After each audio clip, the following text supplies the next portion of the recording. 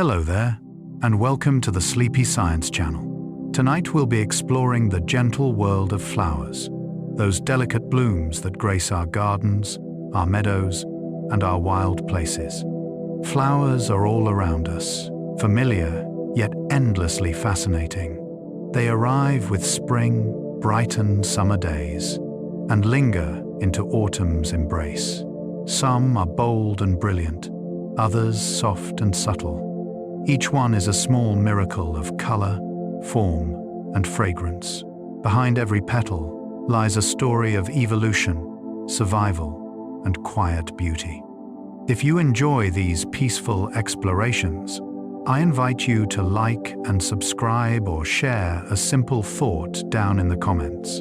It helps others find their way here too, one sleepy soul at a time. But for now, all you need to do is rest, settle in, and allow the calm presence of flowers to carry you gently into sleep. Let's begin. Flowers evolved to attract pollinators millions of years ago. Long before humans walked the earth, flowers began their silent partnership with the animal kingdom. Scientists believe flowering plants, or angiosperms, first appeared around 140 million years ago, during the age of dinosaurs. These early blooms were simple, perhaps small and greenish, nothing like the roses and orchids we know today. But they held a revolutionary advantage. By producing colorful petals, sweet nectar, and enticing scents, they could invite insects, birds, and eventually mammals to visit them. In return for a meal, these visitors carried pollen from flower to flower, spreading genetic material far more efficiently than wind ever could. This partnership transformed the planet. Flowering plants diversified rapidly, filling nearly every habitat with their presence. Today, they are the most abundant plant group on Earth, numbering more than 300,000 species. Every bloom you see is the result of millions of years of collaboration between plants and pollinators, a relationship so successful it reshaped the living world. Some flowers bloom for only a single day before fading. Not all flowers enjoy long lives.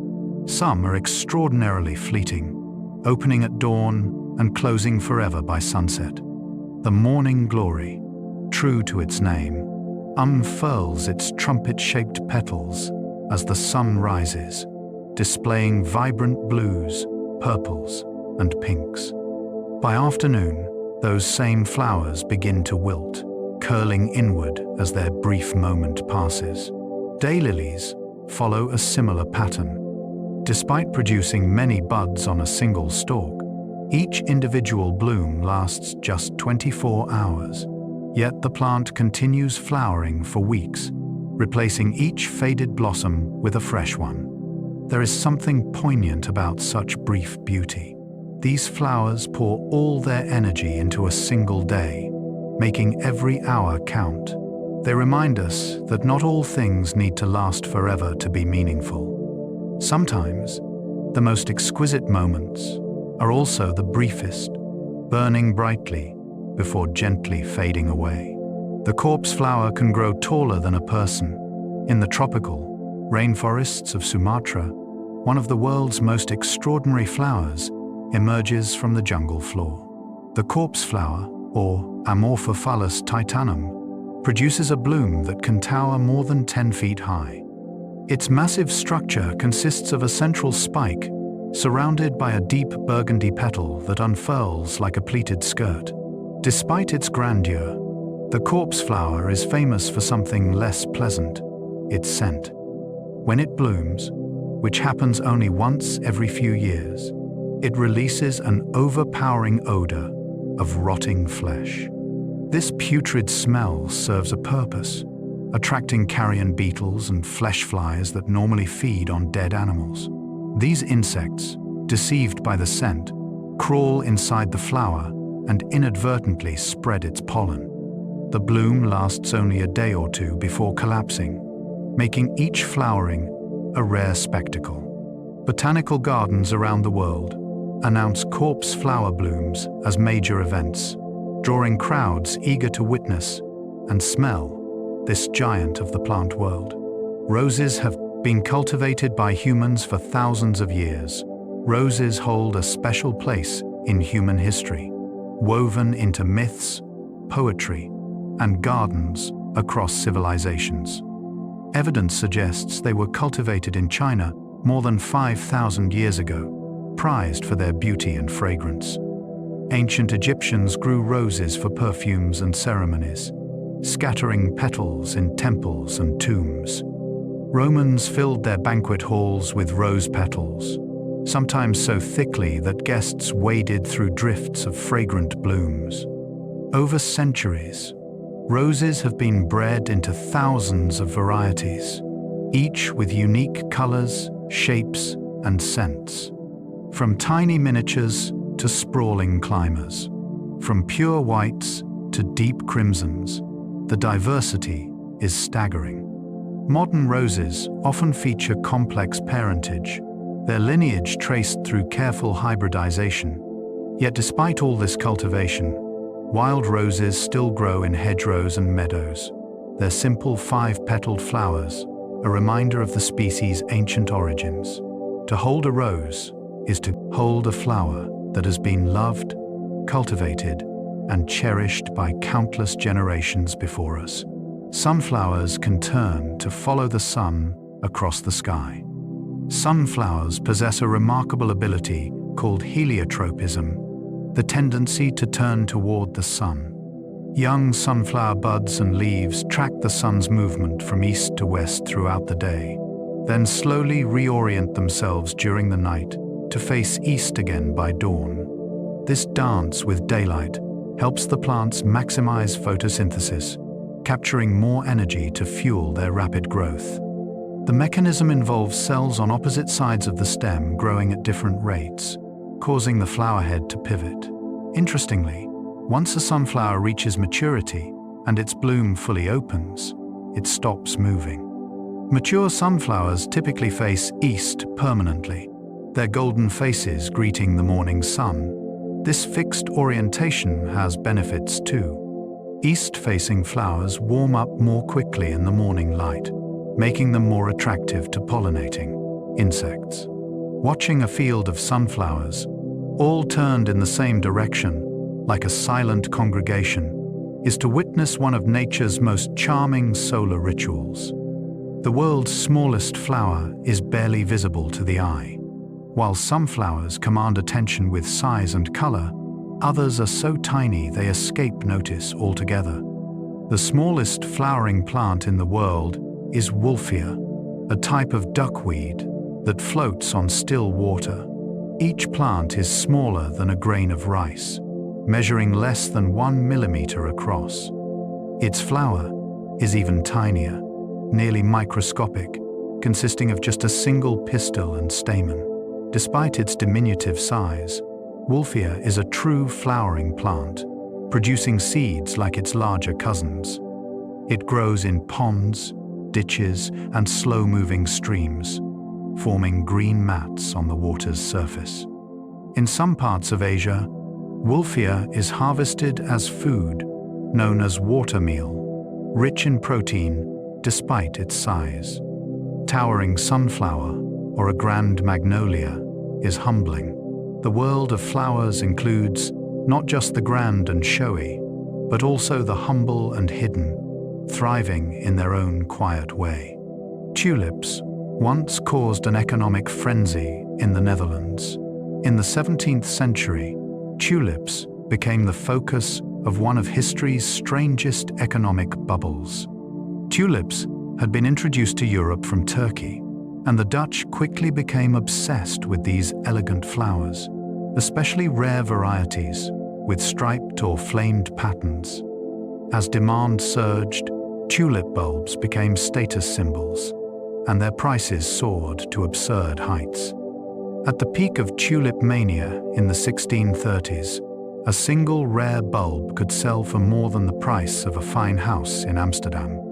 Contracts for future bulb deliveries were traded like modern stock options, with speculators hoping to profit from rising prices. Then, as suddenly as it began, the market collapsed. Prices plummeted, fortunes evaporated, and many were left with nothing but bulbs worth a fraction of what they had paid. The tulip mania became a cautionary tale about speculation and obsession. Today, tulips remain beloved flowers, especially in the Netherlands, where fields of them paint the landscape in spring. But their value is now measured in beauty, not gold. Lavender has been used for relaxation for centuries. Few flowers are as closely associated with calm as lavender. For thousands of years, humans have recognized its soothing properties. Ancient Egyptians used lavender in mummification rituals and as perfume. Romans added it to their baths. The word lavender itself, deriving from the Latin lavare, meaning to wash. In medieval Europe, lavender was strewn across floors to freshen rooms and ward off illness. Its essential oil became a staple of folk medicine, used to ease headaches, soothe burns, and promote sleep. Modern science has confirmed what tradition long suggested. The scent of lavender can reduce anxiety, lower heart rate, and improve sleep quality. Lavender fields, with their rows of purple blooms swaying in the breeze, have become iconic landscapes, especially in regions like Provence in France. To walk through such a field, surrounded by fragrance and the hum of bees, is to experience a kind of natural tranquility. Lavender reminds us that flowers offer more than visual beauty. They can touch other senses, bringing peace and comfort through scent alone. Cherry blossoms bloom for only about 2 weeks each spring. In Japan, the arrival of cherry blossoms, or sakura, is a national event. These delicate pink and white flowers emerge in spring, transforming trees into clouds of soft color. But their beauty is famously fleeting, lasting only 1 to 2 weeks before the petals drift away like snow. This brief bloom has deep cultural significance, symbolizing the transient nature of life itself. Hanami, the tradition of viewing cherry blossoms, dates back more than 1,000 years. Families and friends gather beneath the flowering trees for picnics, celebrating the blossoms while they last. The timing of the bloom is tracked carefully across the country, with forecasts predicting the cherry blossom front as it moves from south to north. When the petals finally fall, they create carpets of pink on the ground, a sight as beautiful as the blooms themselves. Cherry blossoms teach a gentle lesson. Beauty need not last forever to be profound. Sometimes, knowing something is temporary makes it all the more precious. Some orchids mimic insects to attract mates for pollination. Orchids are masters of deception. Some species have evolved to look, smell, and even feel like female insects. Male insects, fooled by the mimicry, attempt to mate with the flower. In doing so, they pick up packets of pollen that stick to their bodies. When the deceived insect visits another flower of the same species, it transfers the pollen, achieving pollination. These bee orchids and other mimics show remarkable precision in their imitation. They produce the exact chemical signals that female insects emit, luring males from considerable distances. The shape of the flower even resembles the insect's body, complete with fuzzy patches and dark markings. It is a relationship entirely one-sided. The insect receives nothing, no nectar, no reward, only confusion. Yet the orchid thrives through this evolutionary trick. To observe such flowers is to glimpse the ingenuity of nature, where survival drives plants to extraordinary lengths, crafting elaborate illusions simply to reproduce. In the world of orchids, beauty is often a disguise. The lotus flower rises clean from muddy water each day. The lotus holds profound symbolism across many cultures, especially in Asia, where it represents purity and enlightenment. This significance stems from the flower's remarkable habit. Lotus plants grow in murky ponds and slow rivers, their roots embedded in mud.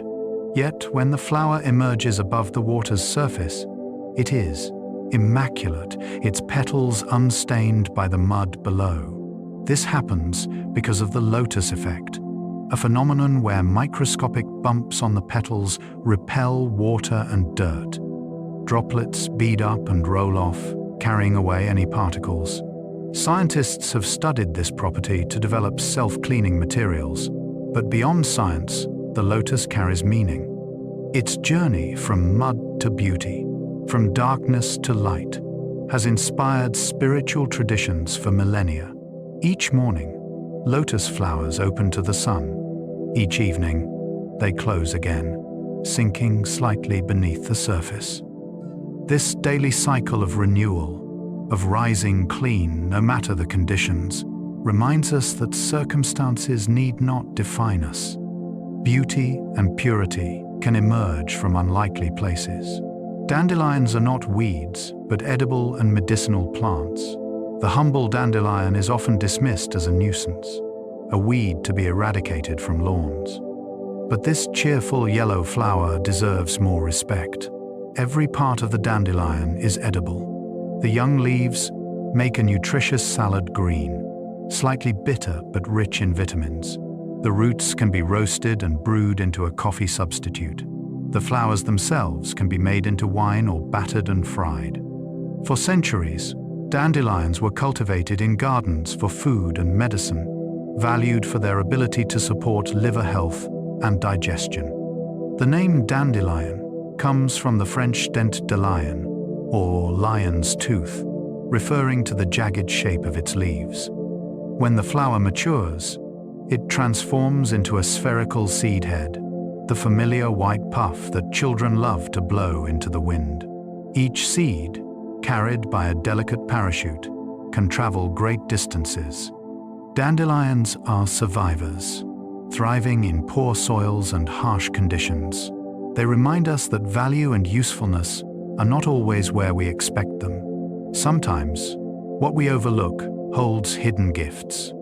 Some flowers can live for more than 100 years. While individual blooms are fleeting, some flowering plants endure for astonishing lengths of time. Certain desert plants, like the saguaro cactus, live for more than a century, producing flowers year after year. But perhaps the most remarkable is the Puya raimondii, a plant native to the high Andes of Bolivia and Peru. This giant bromeliad grows slowly, taking 80 to 150 years to reach maturity. Then, in a final act, it sends up an enormous flower spike that can reach 30 feet tall, covered with thousands of blooms. After this spectacular flowering, the plant dies, having expended all its energy in one grand display. To witness such a bloom is rare, a once-in-a-lifetime event for the plant, and often for the observer as well. These long-lived flowers challenge our perception of time. They measure their lives not in seasons, but in human generations, blooming only when they are ready, unhurried by the world around them. The scent of flowers is designed to communicate with animals. When you breathe in the fragrance of a rose or jasmine, you are intercepting a message meant for someone else.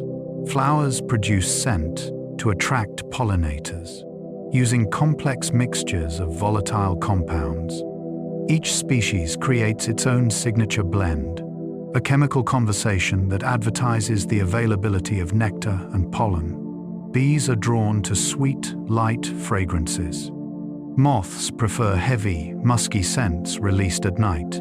Flies are attracted to odors of decay, like the corpse flower's infamous smell. Some flowers even change their scent throughout the day to match the activity patterns of their preferred pollinators. Scientists have identified hundreds of different aromatic compounds in flowers, some familiar like linalool in lavender, others strange and complex. These scents serve as ancient languages, refined over millions of years. To us, They are simply beautiful, pleasant smells that evoke memories and emotions. But to a bee or butterfly, they are detailed instructions, guiding them toward food and ensuring the flower's reproduction in return. Poppies grow abundantly on disturbed battlefields.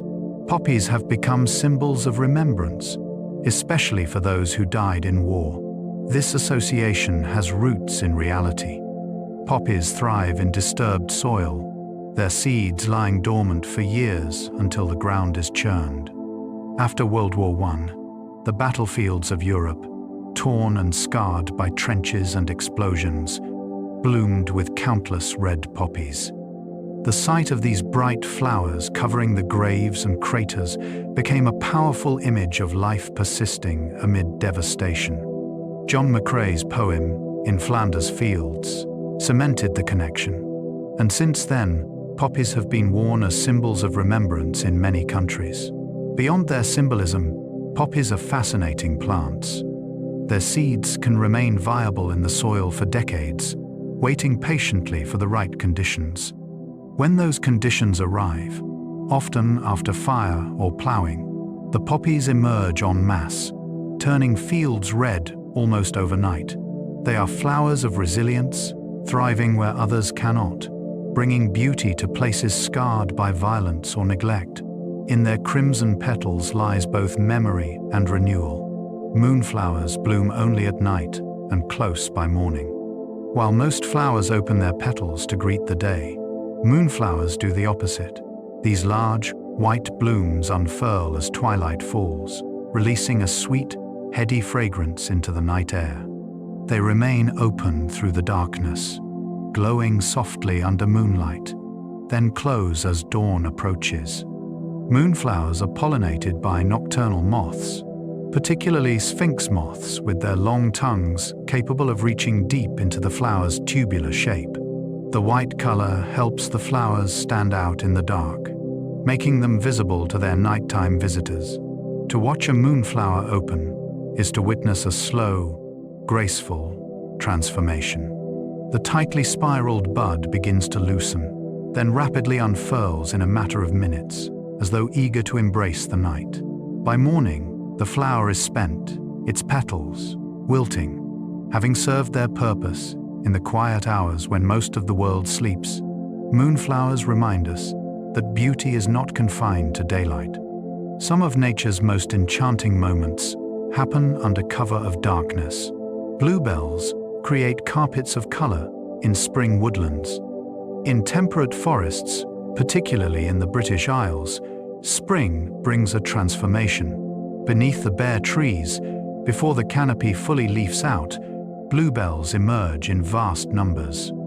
They spread across the woodland floor in such abundance that the ground seems to shimmer with blue, a living carpet stretching as far as the eye can see. Bluebell woods have a dreamlike quality, the flowers' delicate, nodding heads releasing a subtle, sweet fragrance. These blooms appear in a narrow window of time, taking advantage of the sunlight that reaches the forest floor before the trees block it with their leaves. Bluebells are slow to establish, taking many years to form these dense colonies.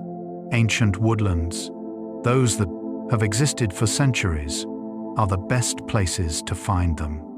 Walking through a bluebell wood is like stepping into another world, where the air is filled with scent and color, and the only sound is the rustle of wind through emerging leaves. It is a fleeting magic, lasting only a few weeks before the bluebells fade and the forest grows green and shadowed. Magnolias are among the oldest flowering plants still alive today. Magnolias are living fossils, plants that have remained relatively unchanged for millions of years. They first appeared around 95 million years ago, before bees existed. Because of this, they evolved to be pollinated by beetles, which were more common at the time. Magnolia flowers are tough and sturdy, designed to withstand the clumsy movements of beetle pollinators scrambling over them. Their petals are thick, almost leathery, and their carpels are protected.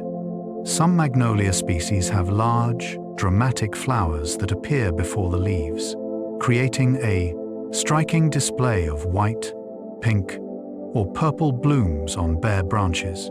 The ancient lineage of magnolias gives them a certain grandeur. To stand beneath a flowering magnolia is to look at a flower type that dinosaurs might have seen. Despite all the changes that have swept through the plant kingdom, magnolias persist, elegant and enduring. They connect us to a distant past, a reminder that some forms of beauty transcend time, remaining lovely across epochs. The Victoria water lily has leaves large enough to hold a small child. In the slow rivers and backwaters of the Amazon basin grows one of the most impressive aquatic plants in the world. The Victoria amazonica water lily produces enormous circular leaves, some reaching more than 10 feet in diameter. These leaves float on the water's surface, their edges turned upward like the rim of a shallow dish. The underside is supported by a network of ribs and air pockets, giving the leaf remarkable strength.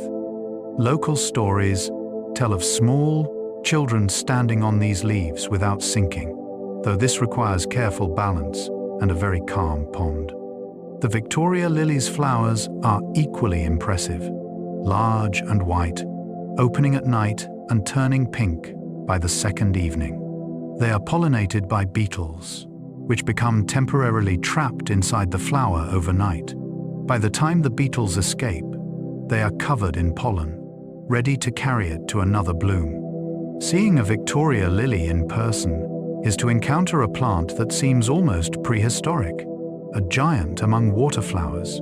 Flowers can be used to tell time in a flower clock. In the 18th century, the Swedish botanist Carl Linnaeus proposed a whimsical idea: a flower clock. He observed that different flowers open and close at specific times of day, following their own internal schedules. Morning glories open at dawn. Dandelions unfold by mid-morning. Marigolds close in the late afternoon. Evening primrose blooms at dusk. By planting these flowers in a circular garden, Linnaeus theorized, one could tell the approximate time simply by observing which flowers were open. While not perfectly accurate, the concept was charming and based on real botanical behavior. Plants respond to light, temperature, and circadian rhythms, internal biological clocks that help them coordinate with their pollinators. Even cut flowers in a vase will sometimes open and close at their accustomed times for several days. The flower clock is a reminder that nature operates on many schedules, not just our own. Each flower keeps its own time, unfolding and closing in rhythm with the sun, indifferent to human hours and minutes. Some flowers can change color as they age. Flowers are not static. Many change as they mature, and some change color dramatically. The flowers of lungwort, for example, start pink when they first open, then gradually turn blue as they age. This shift serves a purpose. The pink flowers signal to bees that nectar is available, while the blue ones indicate the nectar has been depleted. By changing color, the plant guides pollinators to the most rewarding blooms. Hydrangeas are famous for their color-changing abilities, though their shifts depend on soil chemistry. In acidic soil, they bloom blue. In alkaline soil, they turn pink. The color comes from pigments called anthocyanins interacting with aluminum in the soil. Gardeners can manipulate hydrangea colors by adjusting the soil's pH. Other flowers, like forget-me-nots, also change from pink buds to blue flowers. These transformations add complexity to the garden, creating layers of color that shift subtly day by day. To watch a flower change color is to see time made visible, each hue a marker of the bloom's journey. Flowers inspired the invention of Velcro through their seeds. Some flowers leave a lasting impression not through their beauty, but through their seeds. Burdock, a plant with purple thistle-like flowers, produces seed heads covered in tiny hooks. These burrs catch onto the fur of passing animals or the clothing of humans, hitching a ride to new locations. In 1941, Swiss engineer Georges de Mestral noticed how stubbornly burdock burrs clung to his dog's fur after a walk. Examining them under a microscope, he saw that each burr was covered with tiny hooks that snagged onto loops in fabric and fur. This observation inspired him to develop Velcro, a fastening system using the same hook and loop principle. It took years to perfect, but eventually, Velcro became ubiquitous, used in clothing, shoes, spacesuits, and countless other applications. The invention demonstrates how closely observing nature can lead to innovation. A simple flower's seed dispersal strategy became a technology used worldwide. Burdock blooms may not be the showiest, but their contribution to human ingenuity is undeniable. Peonies require cold winters to bloom properly. Peonies are beloved for their lush, ruffled blooms, often fragrant and available in shades of white, pink, red, and coral. But these flowers have a specific requirement. They need a period of cold dormancy to produce their spectacular blooms. In regions with mild winters, peonies often fail to flower, their buds remaining small and unopened. This need for cold, called vernalization, is common among many temperate plants. The cold period signals to the plant that winter has passed, and it is time to grow and bloom in spring. Peony roots can live for decades, even over a century, becoming more productive with age. In some Chinese gardens, ancient peony plants are treasured heirlooms, passed down through generations. These long-lived plants bloom each spring with increasing abundance. Their flowers are a reward for patience and care. Peonies teach us that some beauties require patience and the right conditions. Not everything can be rushed. Some blooms need time, cold, and stillness before they can unfold into their full glory. Wisteria vines can live for hundreds of years. Wisteria is a climbing plant known for its cascading clusters of purple, blue, pink, or white flowers that drape from its woody vines like floral waterfalls. These plants are vigorous growers, capable of covering entire structures with their twisting stems. But what makes wisteria truly remarkable is its longevity.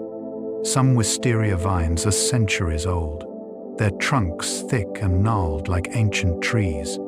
In Japan, there are wisteria plants that have been carefully tended for over 1,000 years, their blooms celebrated in annual festivals. One famous wisteria at Ashikaga Flower Park spreads over nearly 2,000 square feet, supported by an elaborate framework that allows visitors to walk beneath a canopy of hanging blossoms. When in full bloom, the effect is magical, as though standing under a violet sky. Wisteria's longevity and dramatic flowers make it a favorite for gardens, though it requires careful pruning to keep it from becoming invasive.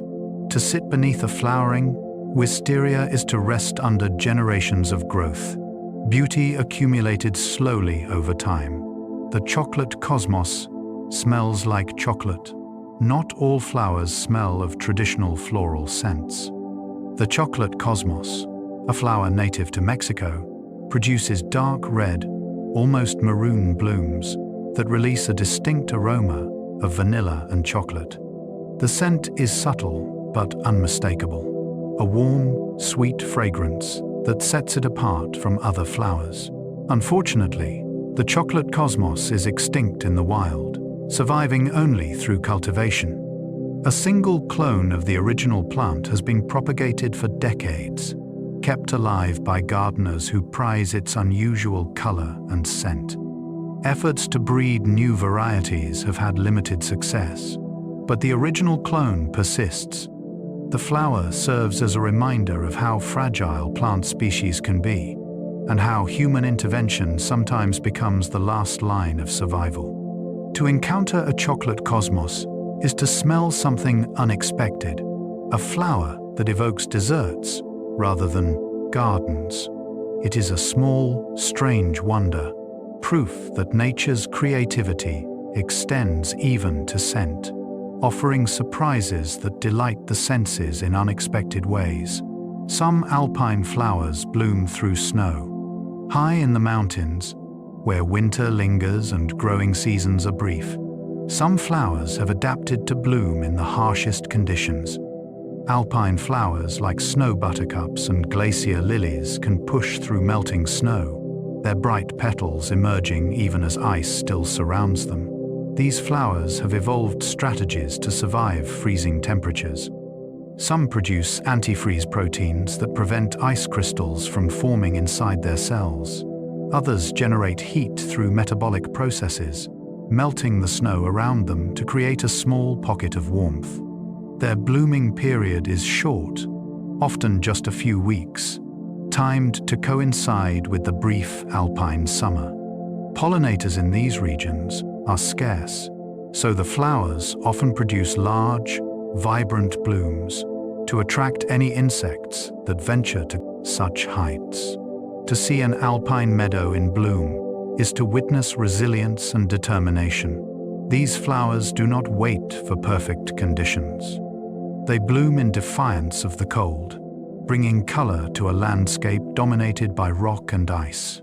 Passion flowers have complex structures that inspired religious symbolism. Passion flowers are some of the most intricate blooms in nature.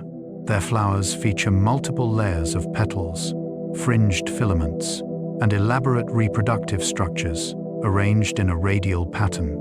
When Spanish missionaries first encountered these flowers in South America, they saw religious symbolism in their structure. The 10 petals and sepals represented the 10 faithful apostles. The filaments symbolized the crown of thorns. The 5 anthers represented the 5 wounds. The 3 stigmas stood for the 3 nails. Whether or not one sees such symbolism, the passion flower is undeniably striking. Its architectural complexity serves a practical purpose. The flower's structure is designed to ensure that only certain pollinators, typically large bees, can access the nectar, guaranteeing efficient pollination. Many passion flower species also produce edible fruit, known as passion fruit, adding to their value. The flowers remind us that complexity in nature often serves multiple purposes. What appears ornamental and symbolic is also deeply functional, shaped by millions of years of evolution. Flowers have inspired countless works of art and literature. Throughout history, flowers have been muses for artists, poets, and writers. Vincent van Gogh painted sunflowers with bold strokes of yellow, capturing their vitality and energy. Claude Monet created series of water lilies, exploring light and color across seasons. Georgia O'Keeffe painted flowers in extreme close-up, revealing details often overlooked, transforming petals into landscapes. In literature, flowers carry symbolism and meaning. Shakespeare's Ophelia distributes flowers, each with its own message. Wordsworth wandered lonely as a cloud until he came upon golden daffodils. Emily Dickinson wrote of flowers as metaphors for life, beauty, and mortality. Across cultures, flowers appear in fables, songs, and ceremonies.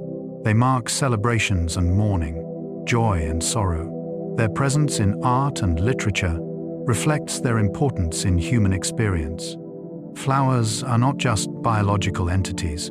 They are symbols, sources of inspiration, carriers of emotion. They connect us to beauty, to nature, to each other.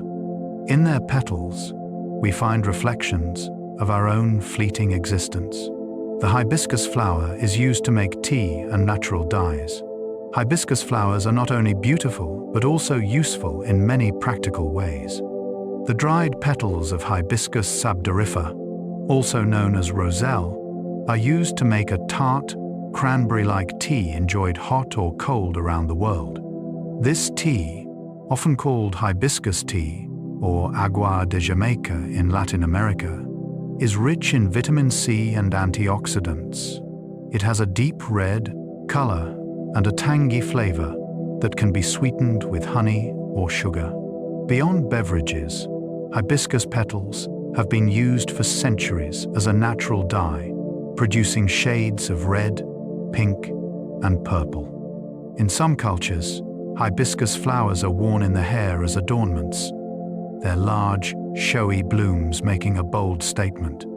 The hibiscus is also a symbol in various traditions, representing beauty, hospitality, and delicate grace. That such a striking flower also serves practical purposes, speaks to nature's generosity. Beauty and utility are not opposites, but often companions in the plant world. Some flowers only bloom once every few years. Certain plants take patience to entirely new levels. Bamboo, for instance, is not typically thought of as a flowering plant, but it does bloom, albeit rarely.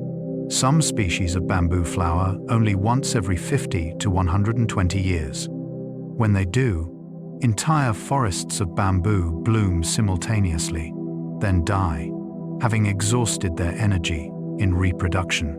The phenomenon is so rare that multiple human generations may pass between bloomings. Other plants, like the talipot palm, grow for decades before producing a massive flowering spike, then die shortly after. These monocarpic plants, which flower once and then perish, challenge our expectations of plant life cycles. They remind us that not all living things follow annual rhythms. Some measure their lives in spans that eclipse our own, blooming only when the time is right, by a clock we cannot see. Witnessing such a rare bloom is a privilege, a moment where human time intersects briefly with a much longer natural cycle. Night-blooming serius opens for just one night a year. Among the most mysterious and sought-after flowers is the night-blooming serius, a cactus that produces large, fragrant white blooms that open only after dark. The flowers begin to unfold slowly in the evening, reaching full bloom near midnight, then wilt by dawn. Most night-blooming serius plants flower just once a year, making their bloom a highly anticipated event. People who grow these cacti will stay up late to watch the transformation, inviting friends and neighbors to witness the spectacle. The flowers are breathtaking, with many delicate white petals surrounding a cluster of golden stamens, and they emit a rich, sweet fragrance that fills the air. The serius is pollinated by moths and bats, creatures active in the night. To see a night-blooming serius flower is to experience one of nature's most ephemeral performances. The bloom lasts only hours, a gift to those patient enough to wait and watch in the darkness. By morning, the magic has faded, leaving only the memory of beauty that appeared and vanished like a dream. Snapdragons reveal skulls when their flowers die. Snapdragons are charming flowers, their blooms resembling tiny dragon faces that can be squeezed to make them snap open. Children love to play with them, making the flowers talk. But snapdragons have a darker side. When the flowers die and dry out, they leave behind seed pods that look remarkably like tiny skulls, complete with hollow eye sockets and a hinged jaw. Medieval Europeans believed these skull-like pods held mystical properties, offering protection against deception and curses. People would plant snapdragons in their gardens as guardians. The transformation from cheerful bloom to eerie skull is striking, a reminder that flowers, like all living things, move through cycles of life and death. The seed pods eventually split open, releasing seeds for the next generation. What appears as an ending is also a beginning. Snapdragons teach us that beauty and decay are intertwined, and that even in death, flowers serve a purpose, ensuring the continuation of life. Some flowers can survive for weeks as cut blooms. When we cut flowers and place them in water, we are extending their beauty beyond the plant's natural cycle. Some flowers are remarkably long-lasting as cut blooms. Carnations, for instance, can remain fresh for 2 to 3 weeks, if properly cared for. Chrysanthemums, orchids, and Alstroemeria also have excellent vase life, often lasting 10 days or more. The longevity of cut flowers depends on several factors. Clean water, free of bacteria, helps prevent stem blockages. Removing leaves below the waterline reduces decay. Some flowers benefit from flower food, a mixture of sugar for energy and preservatives to inhibit bacterial growth. Recutting stems at an angle increases water uptake. Despite these efforts, all cut flowers eventually fade. They are temporary guests, borrowed beauty that we enjoy before releasing them back to compost and earth. Yet the practice of keeping cut flowers is ancient, a way to bring nature indoors, to mark special occasions, and to brighten everyday moments with color and fragrance. The Titan Arum breaks records for the largest unbranched flower cluster.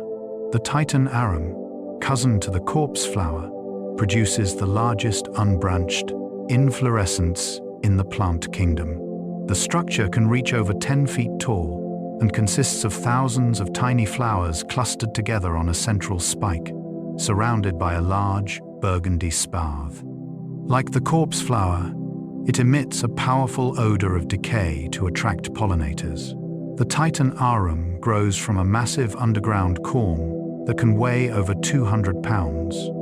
The plant stores energy for years before producing a bloom, and when it finally does, the event draws crowds to botanical gardens worldwide. The bloom lasts only a day or two before collapsing. Despite its size and drama, the Titan Arum is endangered in its native Sumatra rainforests due to habitat loss. Conservation efforts now focus on protecting both the wild plants and maintaining genetic diversity in cultivated specimens. To stand before a blooming Titan Arum is to witness one of nature's most extravagant displays, a monument to the strange and wonderful diversity of flowering plants. Jasmine releases its strongest fragrance at night. Jasmine flowers are modest in appearance, small, white or yellow, with delicate petals, but their fragrance is legendary, rich, sweet, and intoxicating. What makes jasmine particularly special is that many species release their strongest scent after sunset. As daylight fades, the flowers intensify their perfume production, filling the night air with their signature aroma. This nocturnal fragrance is designed to attract night-flying pollinators, especially moths. The scent of jasmine has been prized for thousands of years. It is a key ingredient in perfumes, particularly in the Middle East, India, and Southeast Asia. The flowers are harvested before dawn, when their scent is most concentrated, often picked by hand with great care. Jasmine tea, made by layering tea leaves with fresh jasmine blossoms, captures this fragrance in drinkable form. To sit in a garden at twilight as jasmine releases its perfume is to experience one of the most soothing sensations nature offers. The scent seems to slow time, encouraging stillness and contemplation, wrapping you in invisible sweetness. Proteas are some of the oldest flowering plants on Earth. Proteas are ancient flowers that evolved over 90 million years ago on the supercontinent Gondwana, before it split into the continents we know today. This explains why proteas are now found in southern Africa, Australia, and South America, regions that were once connected. These flowers are tough and resilient, adapted to survive in poor soils, drought, and even wildfires. Many protea species have thick, woody stems and leathery leaves that resist burning. Some actually require fire to germinate, their seeds lying dormant until heat triggers them to sprout. The flowers themselves are extraordinary, often large and architectural, with layers of colorful bracts surrounding the true flowers. The king protea, South Africa's national flower, can be as large as a dinner plate, its pink and white bracts forming a crown-like structure. Proteas are popular in floral arrangements because they dry beautifully, retaining their shape and color for years. They are living links to an ancient world, survivors of continental drift and climate change, still blooming after countless millennia. Water lilies close at night and reopen each morning. Water lilies are among the most serene and meditative flowers, floating on still ponds with their round leaves and cup-shaped blooms. Many species follow a daily rhythm, opening their petals in the morning to greet the sun and closing them again as evening approaches. This movement is controlled by temperature and light. As the sun warms the air, the petals unfold. As it cools in the evening, they close again, protecting the reproductive parts within. Some water lilies open for 3 or 4 consecutive days before the bloom fades. Each day, the flower may open a little wider, gradually exposing its pollen to visiting insects. In ancient Egypt, the blue water lily was sacred, associated with the sun god Ra and the cycle of death and rebirth. Its daily opening and closing mirrored the sun's journey across the sky. To watch a water lily open is to witness a quiet meditation on time and rhythm, a flower that knows its own schedule and keeps it faithfully, day after day. Bleeding heart flowers hang like tiny hearts from arching stems. The bleeding heart is one of the most distinctive and charming flowers in the garden. Each bloom hangs delicately from an arching stem, shaped exactly like a small heart, with a droplet at the bottom, as though the heart is weeping. The flowers come in shades of pink, red, and white, and they dangle in graceful rows, swaying gently in the breeze.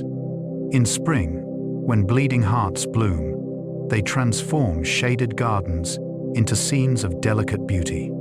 The plant thrives in cool, moist conditions, and often goes dormant in the heat of summer, its foliage dying back until the following spring. Bleeding hearts have inspired folklore and symbolism. Some see them as symbols of unrequited love or compassion. Others simply appreciate their unique form. The flowers are also attractive to hummingbirds and bees, despite their delicate appearance. To stand before a blooming, bleeding heart plant is to see nature's artistry in miniature. Each flower a perfect, tiny sculpture suspended in air. Some flowers glow under ultraviolet light, invisible to humans. Flowers are even more remarkable than they appear to the human eye.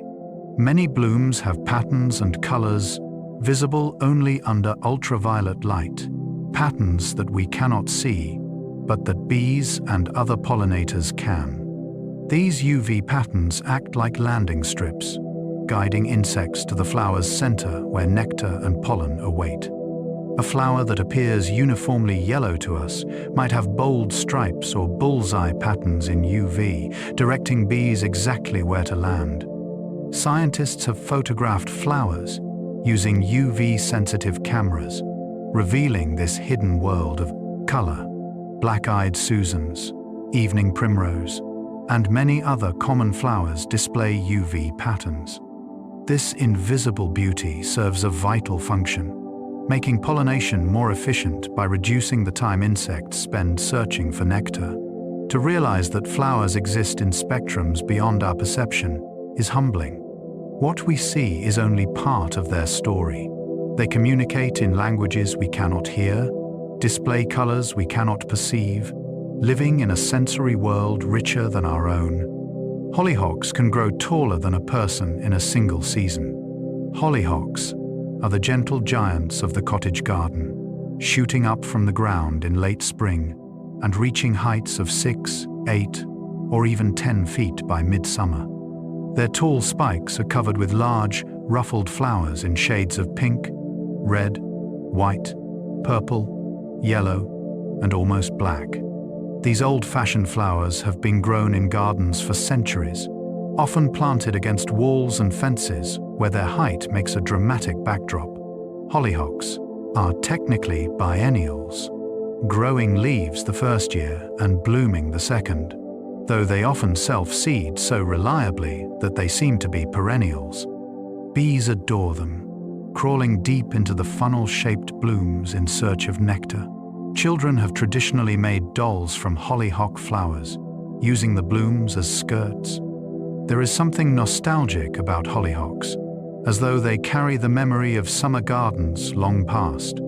Their towering presence adds structure and old-world charm, connecting modern gardens to traditions stretching back through generations.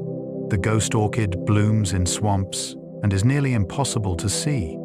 Deep in the swamps of Florida and Cuba grows one of the world's most elusive flowers, the ghost orchid. This rare plant has no leaves and produces no chlorophyll. Instead, it lives as an epiphyte, attached to trees, drawing nutrients from a fungal partner in a complex symbiotic relationship.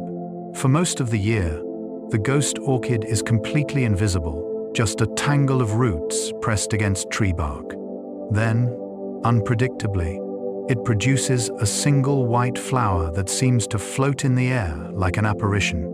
The flower's white petals and sepals blend into the dappled swamp light, and its shape is unusual, almost alien, with long tendrils extending from the bloom. Ghost orchids bloom rarely and briefly, often at night when they release a faint, fruity fragrance to attract sphinx moths.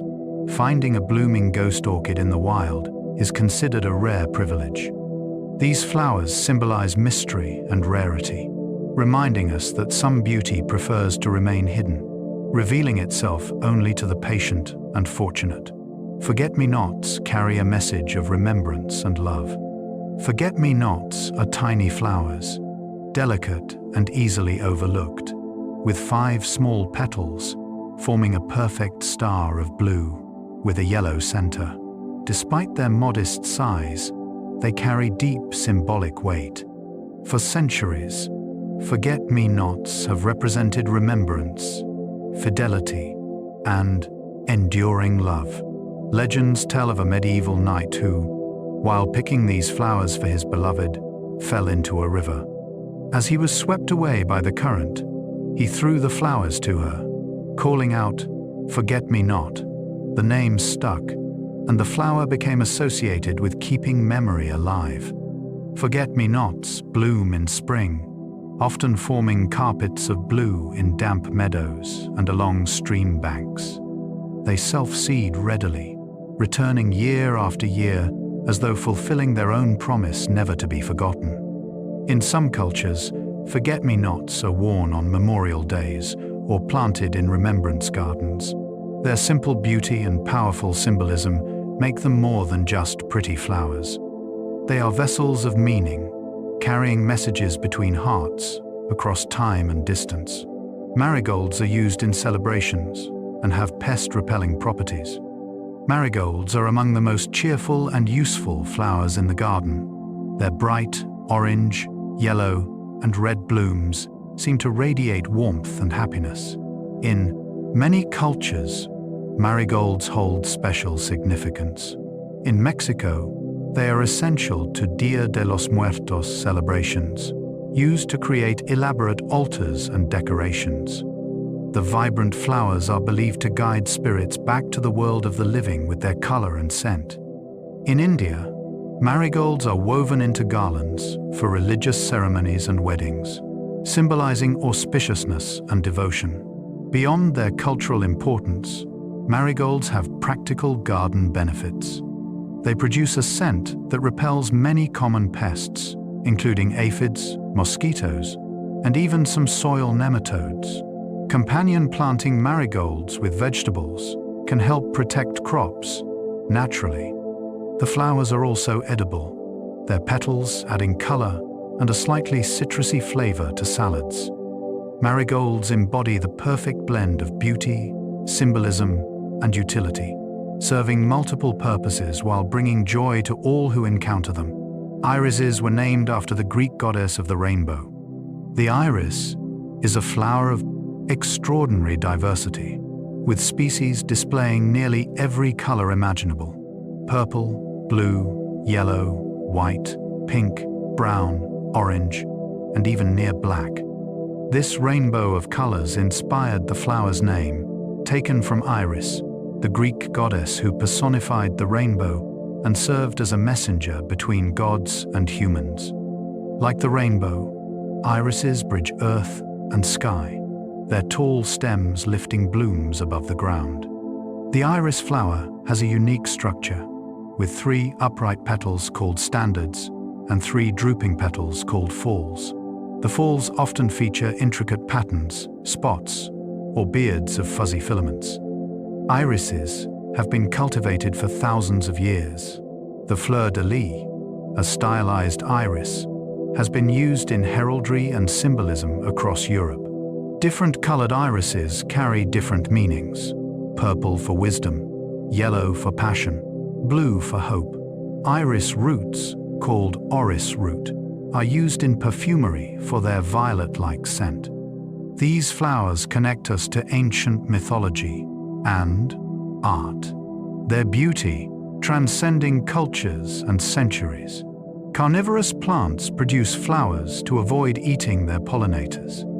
Venus flytraps, pitcher plants, and sundews are famous for their insect-eating habits. But these carnivorous plants also produce flowers.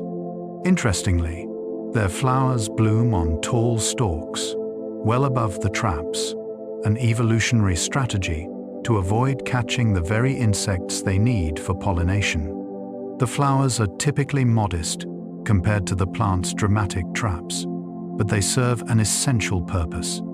By separating the flowers from the traps, carnivorous plants ensure that bees, flies, and other pollinators can visit safely without becoming meals. The nectar and pollen rewards are genuine, with no hidden dangers. This separation represents a fascinating evolutionary balance. The plant needs nutrients from trapped insects to survive in poor soils, but it also needs pollinators to reproduce.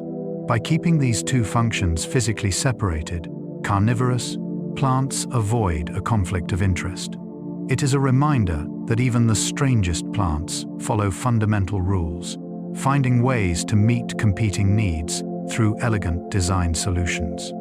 Sweet peas produce blooms with intense, nostalgic fragrance. Sweet peas are climbing plants that produce clusters of delicate, butterfly-like flowers along their vining stems. The blooms come in soft pastels and vibrant brights, from pale lavender and blush pink to deep purple and scarlet. But the true glory of sweet peas is their scent, an intense, honey-sweet fragrance that has captivated gardeners for centuries. The smell is often described as nostalgic, evoking memories of grandmother's gardens and simpler times. Sweet peas were wildly popular in the Victorian and Edwardian eras, with breeders developing hundreds of varieties. Unfortunately, many modern varieties have been bred for larger flowers and longer stems, sometimes at the expense of fragrance. Heirloom varieties tend to have the strongest scent. Sweet peas prefer cool weather, blooming best in spring and early summer before heat causes them to decline. They make excellent cut flowers, filling rooms with their perfume. To grow sweet peas is to cultivate not just beauty, but memory itself, their scent a bridge to the past. Chrysanthemums are symbols of death in some cultures and life in others. Chrysanthemums, or mums, are among the most culturally complex flowers.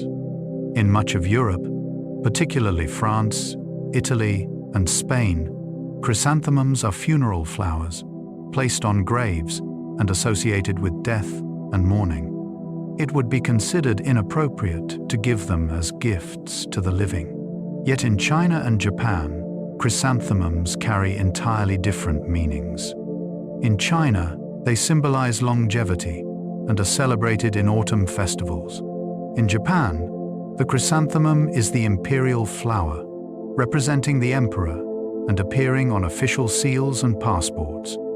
The Chrysanthemum Festival is a cherished tradition. This cultural divide shows how the same flower can carry opposite meanings depending on context. Chrysanthemums themselves are beautiful and diverse, with forms ranging from tiny buttons to huge, shaggy blooms. They bloom in late summer and autumn, when many other flowers have faded, providing color as the year winds down. Understanding their symbolism reminds us that flowers are more than botanical specimens. They are woven into human culture, meaning-making, and tradition. Edelweiss grows in harsh mountain conditions and symbolizes bravery. High in the European Alps, in rocky crevices and wind-swept slopes, grows a small, star-shaped flower covered in woolly white hairs. This is Edelweiss, a plant that has become a symbol of Alpine regions, particularly Austria and Switzerland.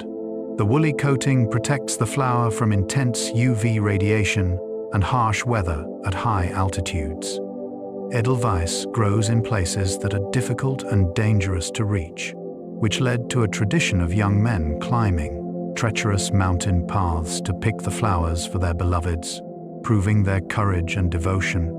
This practice contributed to the flower becoming rare, and in many areas, Edelweiss is now protected by law. The flower appears in folk songs, on coins, and in cultural emblems. Its ability to survive in extreme conditions has made it a symbol of resilience and purity. Though small and humble, Edelweiss represents something larger, the determination to thrive where others cannot, to bloom despite all obstacles, high above the world in thin air and stone. Daffodils are poisonous, but herald the arrival of spring. Daffodils are one of the most beloved signs of spring, their cheerful yellow trumpets pushing through the last patches of snow to announce the end of winter. They naturalize easily, returning year after year and spreading into larger clumps.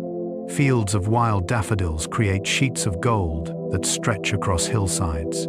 Poets like Wordsworth have celebrated their beauty, and they appear in art and literature as symbols of renewal and hope. Yet daffodils harbor a secret. Every part of the plant is poisonous, containing toxic alkaloids that protect it from being eaten by deer, rabbits, and other animals. Humans, who accidentally ingest daffodil bulbs, mistaking them for onions, can become seriously ill. Even handling the bulbs can cause skin irritation in sensitive individuals. Despite this, daffodils remain safe and cherished garden flowers when treated with respect. Their toxicity is a defense mechanism, ensuring their survival. The lesson is gentle but clear. Beauty does not always mean harmlessness. Even the brightest, most welcoming flowers may keep their own counsel and protect their own boundaries. Tulips originally grew wild in Central Asia. Today, tulips are synonymous with the Netherlands, but their origins lie far to the east. Wild tulips grew across the mountain ranges and steppes of Central Asia, from Turkey through Iran to the foothills of the Himalayas. These wild species are generally smaller and simpler than the cultivated varieties we know, often with pointed petals and striking color combinations. Tulips were first cultivated by the Turks, who bred them into more elaborate forms and held festivals in their honor. The flowers made their way to Europe in the 16th century, where they were initially exotic curiosities. Dutch horticulturists took to tulips with particular enthusiasm, developing the bulb-growing industry that still thrives today. Modern tulips are the result of centuries of breeding, selected for larger blooms, more colors, and stronger stems. Yet somewhere in the mountains of Central Asia, wild tulips still bloom each spring, modest ancestors of the garden giants. They remind us that even the most cultivated flowers have wild origins, roots that stretch back to untamed places. Some flowers are edible and used in gourmet cooking. Flowers are not just for looking at. Many are edible and have been used. In cooking for centuries, nasturtiums add a peppery kick to salads. Their bright orange and yellow blooms, both beautiful and flavorful. Violets and pansies can be candied or frozen in ice cubes for decorative drinks. Squash blossoms are stuffed and fried in Italian and Mexican cuisines, prized for their delicate flavor. Rose petals are used in Middle Eastern and Indian sweets, ground into jams or steeped to make rose water. Lavender flowers flavor cookies, cakes, and even savory dishes. Hibiscus petals make teas and syrups. Elderflowers create fragrant cordials and champagne. The key to edible flowers is knowing which are safe. Not all flowers are edible, and some are toxic. But those that are safe offer a way to bring color and subtle flavors to the table. Eating flowers connects us to older culinary traditions, when gardens provided not just vegetables and herbs, but also blossoms to delight the eye and palate. The bird of paradise flower resembles a tropical bird. The bird of paradise is one of the most striking flowers in the world. Its structure truly does resemble a bird in flight, with vibrant orange and blue petals arranged to look like a bird's head, crest, and plumage. The flower emerges from a boat-shaped bract, and as it opens, the resemblance to an exotic bird becomes even more pronounced. Native to South Africa, the bird of paradise thrives in warm climates and has become a popular ornamental plant in tropical and subtropical regions. The flowers are long-lasting, both on the plant and as cut blooms, making them favorites in floral arrangements. Interestingly, in their native habitat, bird of paradise flowers are pollinated by some birds, which perch on the sturdy flower structure to reach the nectar. As they do, pollen coats their feet, which they then transfer to the next flower. The resemblance to a bird may not be coincidental. It could be an evolutionary adaptation that attracts bird pollinators by mimicking their own kind. Another example of nature's creativity in ensuring reproduction. Cosmos flowers attract butterflies and symbolize order and harmony. Cosmos are simple, daisy-like flowers that bloom prolifically from summer until frost.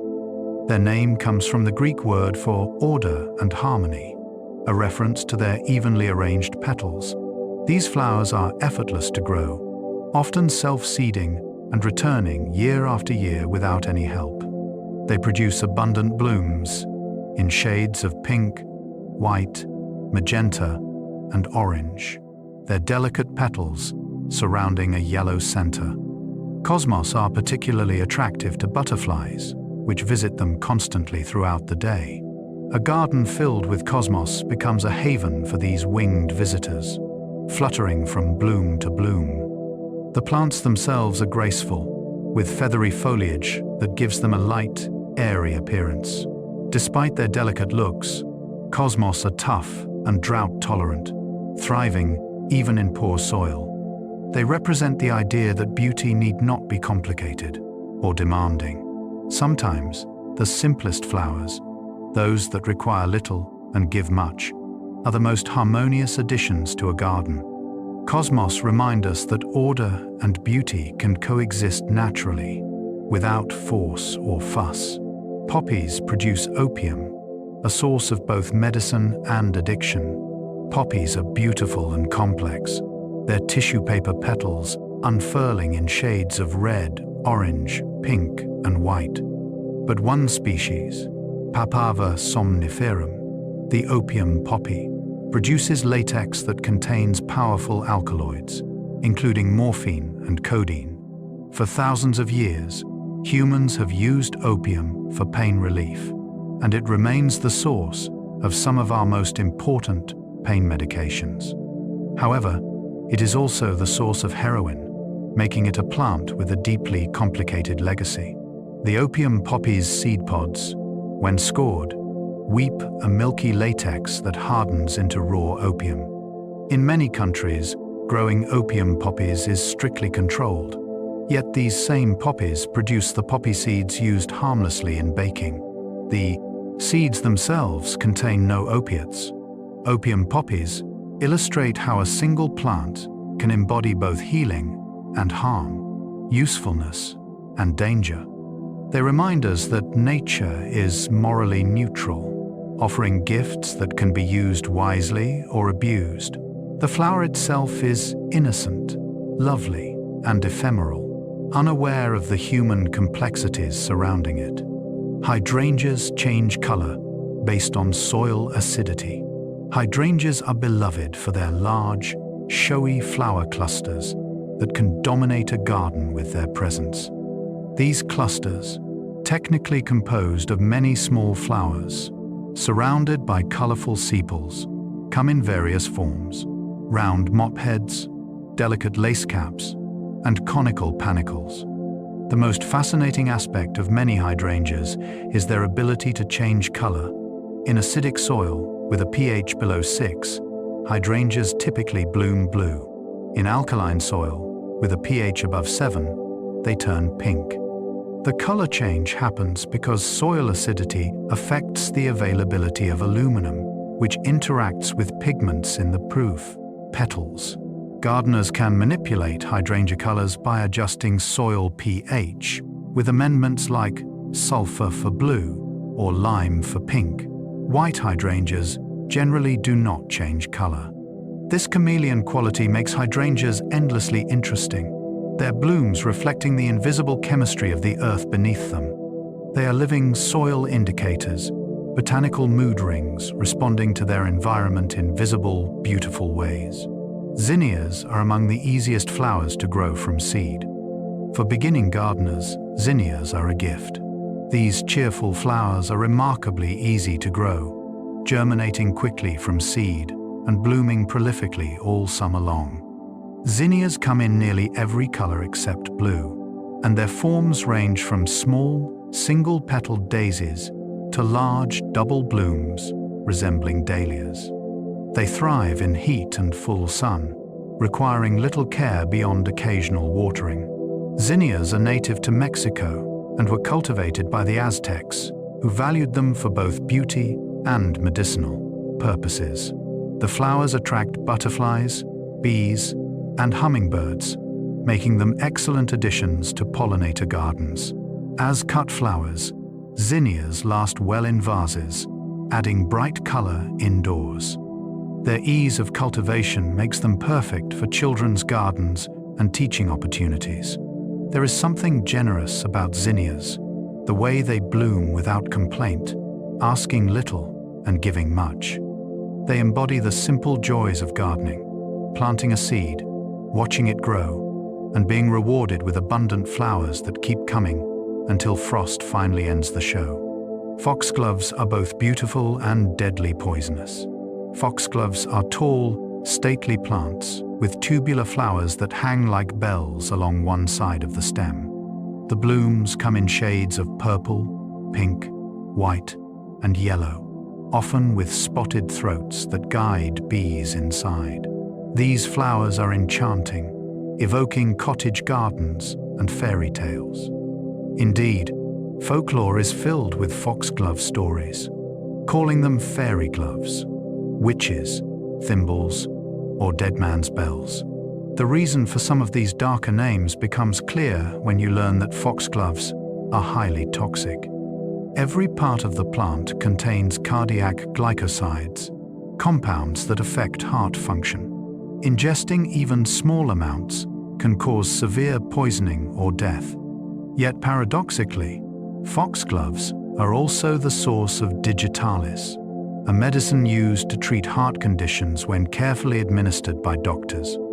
This duality makes foxgloves a perfect example of the fine line between poison and cure, danger and healing. They bloom with innocent beauty while carrying lethal potential, a reminder that nature's gifts must be approached with knowledge and respect.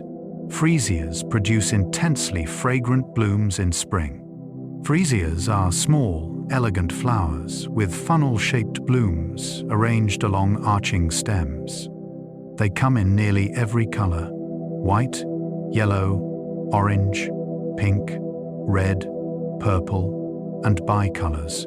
But what truly sets freesias apart is their fragrance, a sweet, peppery, intensely floral scent that can fill an entire room. Just a few stems in a vase perfume the air for days. Freesias are native to South Africa and have been cultivated since the 19th century, becoming favorites in bridal bouquets and spring arrangements. They grow from corms and prefer cool conditions, blooming in late winter or early spring. In some regions, they can be grown outdoors, but in colder climates, they are often forced indoors. The fragrance varies slightly between colors, with white and yellow freesias typically having the strongest scent. To encounter freesias is to understand how powerfully flowers can affect us through smell alone. Their perfume seems to bypass thought and speak directly to emotion and memory, evoking feelings that words cannot quite capture. Some desert flowers bloom only after rain. In the world's driest deserts, flowers lie in wait. Seeds remain dormant in the sand and soil for years, even decades, patiently enduring heat and drought. Then, after a rare rainstorm, something miraculous happens. Within days or weeks, the desert explodes with color. Wildflowers carpet the landscape, turning barren expanses into temporary gardens. Desert lupines, poppies, desert sunflowers, and countless other species rush to complete their life cycles before the water disappears. They germinate, grow, bloom, and set seed in a matter of weeks, a frantic race against the returning dryness. These super blooms, as they are called, are unpredictable and spectacular. Visitors flock to places like California's Death Valley or the Sonoran Desert when conditions are right, hoping to witness the transformation. The flower's strategy is one of patience and opportunism, waiting for the perfect moment, then seizing it completely. Desert blooms remind us that life persists even in the harshest places, that beauty can emerge suddenly from barrenness, and that timing is everything. Dahlias have thousands of varieties and forms. Dahlias are the show-offs of the late summer garden, producing blooms in an astonishing array of sizes, shapes, and colors. There are more than 50,000 registered dahlia varieties, and they range from tiny pom-poms no bigger than a golf ball to dinner plate varieties spanning 12 inches or more. The forms are equally diverse: spiky cactus dahlias, rounded ball dahlias, flat decorative dahlias, collar dahlias with contrasting inner and outer petals, and anemone dahlias with cushion-like centers. Colors include every shade except blue, with combinations, gradients, and patterns adding even more variety. Dahlias originated in Mexico, where the Aztecs grew them for food and ceremony. European botanists brought them back in the 18th century, and dahlia breeding became an obsession. Today, dahlia societies around the world hold competitions, and collectors seek rare varieties. Dahlias grow from tubers that must be dug up and stored in cold climates. Despite this extra care, their spectacular blooms make them worth the effort. They are proof that the plant world's creativity is limitless, with each flower a unique expression of form and color. Baby's breath creates delicate clouds in floral arrangements. Baby's breath, or gypsophila, produces masses of tiny white or pink flowers on branching stems, creating an airy, cloud-like effect. For decades, it has been a staple in floral arrangements, used as a filler to soften and lighten bouquets. Its delicate appearance belies its toughness. Baby's breath is actually quite hardy, tolerating drought and poor soil. In some regions, it has escaped cultivation and grows wild, filling roadsides and fields with its ethereal blooms. The flowers dry beautifully, retaining their shape and much of their color, making them popular in dried arrangements and wreaths. There is something innocent and pure about baby's breath. its tiny flowers like stars scattered across branches. Though often relegated to a supporting role, Baby's Breath has recently enjoyed renewed appreciation, with minimalist designs featuring it as the main attraction rather than an afterthought. Sometimes the smallest, most understated flowers have the most to offer, their quiet beauty accumulating into something greater than the sum of their tiny parts. Camellias bloom in winter when few other flowers dare. Camellias are extraordinary for their timing. While most flowering plants rest through winter, camellias produce their elegant blooms from late fall through early spring, bringing color to gardens during the coldest months. Their flowers resemble roses, with layers of perfect petals surrounding bright yellow stamens, and they come in shades of white, pink, red, and variegated combinations. Camellia plants are evergreen shrubs native to Asia, particularly China and Japan, where they have been cultivated for over 1,000 years. Camellia sinensis, one species, is the source of all true tea. Ornamental camellias are prized for their winter flowers and glossy foliage. The blooms can last for weeks on the plant, gradually opening from tight buds to full flowers. They prefer shade and acidic soil, thriving in conditions where roses struggle. To see camellias blooming while snow still lies on the ground is to witness a small defiance of winter, a reminder that life and beauty persist through the darkest, coldest season. They are flowers of patience and quiet strength. Ranunculus have dozens of paper-thin petals layered tightly. Ranunculus flowers look almost too perfect to be real, as though crafted from tissue paper by a meticulous artist. Each bloom contains dozens of thin, delicate petals tightly packed in a spiral pattern, creating a rounded, full flower. The petals unfurl gradually, with the bloom growing larger and more open over several days. Ranunculus come in nearly every color, often with gradients or subtle variations in shade that add depth. They are native to Asia and are popular in spring bouquets and gardens. The flowers grow from claw-like tubers that resemble tiny dried creatures. When soaked and planted, these unlikely-looking tubers produce the most exquisite blooms. Ranunculus prefer cool weather and typically bloom in mid to late spring. As cut flowers, they last remarkably well, bringing their layered beauty indoors.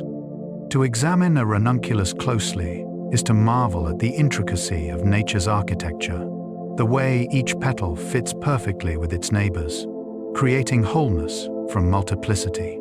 They are flowers of geometric beauty, natural mandalas that invite contemplation. Amaryllis blooms indoors during winter holidays. Amaryllis bulbs have become a holiday tradition, offering spectacular blooms in the depths of winter. These large bulbs, often given as gifts, produce thick stems topped with enormous trumpet-shaped flowers, sometimes 4 or 6 blooms on a single stalk. The flowers come in reds, pinks, whites, and bicolors, with some varieties featuring stripes or picotea edges. Amaryllis are native to South America, but have been bred extensively for indoor forcing. The process is simple. Plant the bulb, water it, and watch it grow with astonishing speed. Within weeks, the flower stalk emerges and opens, bringing vibrant color to winter homes. After blooming, the bulb can be saved and forced again the following year, though it requires a dormancy period. Amaryllis represent triumph over winter darkness, their bold blooms refusing to acknowledge the season outside. They are flowers of celebration and persistence, brightening the shortest days with their outsized, unapologetic beauty. To watch an amaryllis bloom is to witness nature's generosity, a single bulb producing flowers grand enough to transform a room. Queen Anne's lace is actually a wild carrot. What appears to be a delicate, lacy white wild flower along roadsides is actually the ancestor of cultivated carrots. Queen Anne's lace, also called wild carrot, produces flat-topped clusters of tiny white flowers arranged in an intricate, lace-like pattern. At the center of many flower clusters sits a single dark purple floret, said to represent a drop of blood, where Queen Anne pricked her finger while making lace. The plant has a long taproot that smells distinctly of carrot. In fact, it is the same species as the orange vegetable, Daucus carota, though the wild form has a tough, pale root, unsuitable for eating. Queen Anne's lace is both beautiful and useful. It attracts beneficial insects to gardens and has been used in folk medicine. However, it must be identified carefully, as it closely resembles poison hemlock, a deadly plant. After flowering, the seed heads curl inward, forming bird's nest shapes that persist through winter. Queen Anne's lace reminds us that wild beauty and domesticated utility can spring from the same source, and that even common roadside plants have stories to tell. Gladiolus flowers open sequentially from bottom to top. Gladiolus are tall, sword-shaped plants. Their name derived from the Latin word for sword, gladius. The flowers are arranged along one side of a tall spike, with numerous buds stacked vertically. What makes gladiolus particularly interesting is the way the flowers open. They begin at the bottom of the spike and progress upward, with each new bloom opening as the previous one fades. This sequential blooming extends the display, with a single spike showing flowers for a week or more. Gladiolus come in virtually every color, often with throats in contrasting shades. They grow from corms and are favorites for cut flower gardens, their tall stems and showy blooms making impressive arrangements. Gladiolus have been cultivated since Roman times, and they carry symbolism of strength, integrity, and infatuation. In some traditions, they represent piercing one's heart with love or passion. The flower's vertical growth and successive opening create a sense of upward movement and progress, a botanical metaphor for gradual unfolding and reaching toward the light. Peonies can live longer than the people who plant them. Peonies are among the longest-lived perennial flowers, with some specimens documented at over 100 years old. In China, there are peony plants that have been tended by multiple generations of the same family, blooming faithfully each spring for centuries. These ancient plants produce more flowers as they age, their crowns expanding slowly year by year. Peonies resent being moved once established, often refusing to bloom for several years if disturbed. This loyalty to place, combined with their longevity, makes them living heirlooms. Gardeners plant peonies not just for themselves but for their children and grandchildren. The flowers themselves are spectacular, large and lush with dozens of petals, and many varieties are intensely fragrant. The blooms last only a week or two, but their brief season is highly anticipated. Peonies teach us about patience, permanence, and the long view. They remind us that some beautiful things outlast us, continuing their cycles long after we are gone, connecting past and future through their enduring presence. Some night-blooming flowers are pollinated by bats. When darkness falls in tropical regions, a different set of pollinators emerges. Bats, particularly nectar-feeding species, visit flowers that bloom at night. These bat-pollinated flowers have evolved specific characteristics. They typically open after sunset and produce strong, often musky or fermented scents that attract bats from considerable distances. The flowers are usually large and sturdy, able to support the weight of a hovering or landing bat. Colors are less important, since bats navigate primarily by echolocation and smell. So many bat-pollinated flowers are white or pale, making them visible in low light. As bats feed, their furry faces become dusted with pollen, which they then transfer to other flowers. Agave, baobab, and many cacti rely on bat pollination. This relationship is crucial in many ecosystems, and the decline of bat populations threatens these plants. Night-blooming, bat-pollinated flowers remind us that pollination happens around the clock, in ways we rarely witness, in a shadow world of scent and sound invisible to human eyes. Magnolia trees can produce thousands of flowers in a single season. When a mature magnolia tree blooms in spring, the display is nothing short of spectacular. Some trees produce thousands of large flowers that cover their branches so completely that the foliage is barely visible. These blooms appear before the leaves in many species, creating a tree that seems to be made entirely of flowers. Magnolia blooms are large, often 6 to 12 inches across, with thick, waxy petals in white, pink, purple, or yellow. The flowers have a strong, sweet fragrance that can perfume an entire garden. Because magnolias evolved before bees, they are pollinated by beetles, and their tough petals can withstand the beetles' clumsy movements. After blooming, magnolias produce cone-like seed pods that split open to reveal bright red seeds. These ancient trees, some species unchanged for millions of years, offer an annual spectacle that has likely occurred in similar form since the age of dinosaurs. To stand beneath a flowering magnolia is to be surrounded by living history. Anemones open and close with temperature changes. Anemone flowers are sensitive to their environment in delightful ways. These colorful blooms, also called windflowers, open wide in warmth and sunlight, but close up when temperatures drop or clouds gather. This responsive behavior happens quickly enough to observe. On a cool morning, anemones may be tightly closed, their petals wrapped around their centers. As the sun warms them, they gradually open, revealing bright red, purple, pink, or white petals, surrounding a dark center filled with stamens. The movement is driven by differential growth rates on opposite sides of the petals, responding to temperature. This opening and closing can happen daily throughout the flower's life.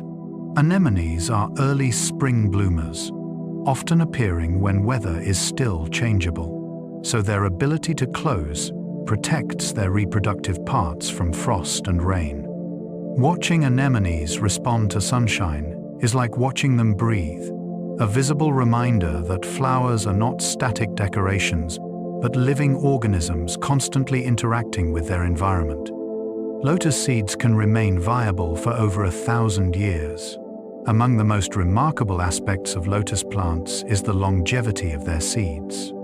Lotus seeds have extremely hard seed coats that protect the embryo inside, allowing them to remain dormant for extraordinary periods.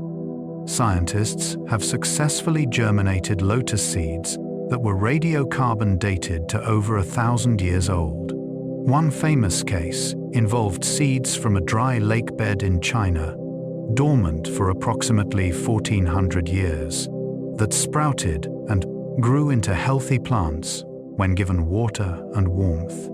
This extreme longevity is rare in the plant kingdom. The seeds survive through desiccation, reducing their metabolic processes to nearly nothing while sealed in their protective coats.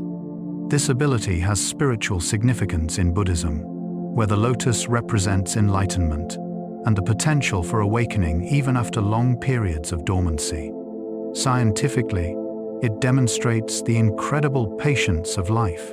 Seeds waiting centuries for the right conditions, ready to burst forth the moment opportunity arrives. Lotus seeds are time capsules, bridges between distant eras, proving that life can wait as long as necessary. Sweet alyssum creates a carpet of tiny flowers with honey scent. Sweet alyssum is a low-growing plant that produces masses of tiny, four-petaled flowers clustered so densely that they form a carpet of white, pink, or purple. The flowers are individually small, but collectively they create an impressive display that spills over edges, fills gaps, and softens harsh lines in gardens.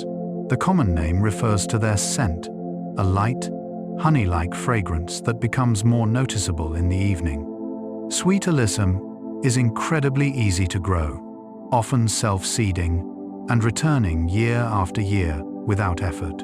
It blooms continuously from spring until hard frost, requiring little care. Bees and other beneficial insects love it, making it valuable for pollinator gardens. Despite being called sweet alyssum, it is not a true alyssum, but belongs to a different genus, Lobularia. The plant's undemanding nature and long bloom period make it a favorite for gardeners seeking reliable beauty. Sweet alyssum reminds us that sometimes the most modest flowers, working together in multitudes, create effects as beautiful as any rare specimen. Columbine flowers have spurs that hold nectar for long-tongued pollinators. Columbines are distinctive flowers with complex, nodding blooms that feature backward-pointing spurs, projecting from the petals. These spurs contain nectar at their tips, accessible only to pollinators with long tongues, primarily hummingbirds, moths, and bumblebees. The length and shape of the spurs vary by species, each adapted to specific pollinators. Red columbines with long spurs attract hummingbirds.